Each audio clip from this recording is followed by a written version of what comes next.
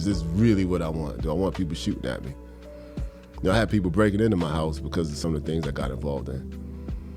But it was an imaginary mission because I really didn't want to be a gangster the rest of my life. I really didn't want to go back and forth to prison. I didn't want to have to walk around with a gun every time I went outside. But like I said, for a minute, there was pride and ego involved. And of course, I liked the girls liking me. So I did things to make girls like me. Flashing, walking around school, flashing money, all that stupid stuff we do.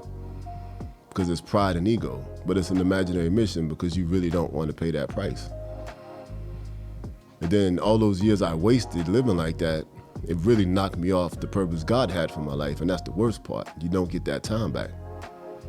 Some of us are 40 years old and you're 20 years behind on the blessing God had for you because you were on this imaginary mission for so long.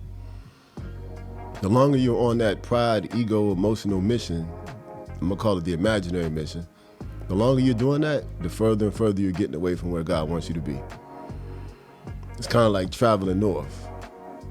You're supposed to be going to Chicago, but you end up in Rochester. They're both north, but it's the wrong north.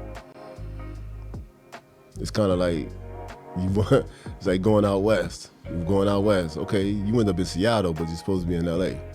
They're both west, but it's the wrong west. That's what the imaginary mission does. All that time and energy, you're going places, but you're not going where you belong. But as long as we're moving in that ego and in that pride, as long as we're emotional and feel good and feel justified, you just keep going until reality hits. That's why your foundation has to be based on God. When your foundation is based on God, you're going to get godly results and you're going to be on a godly mission.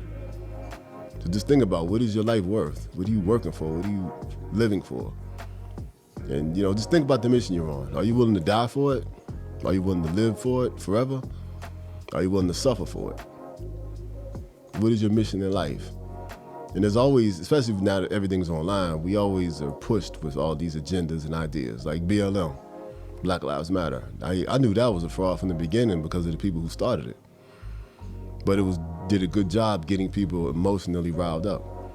They did a good job on social media by finding other influencers to push the agenda.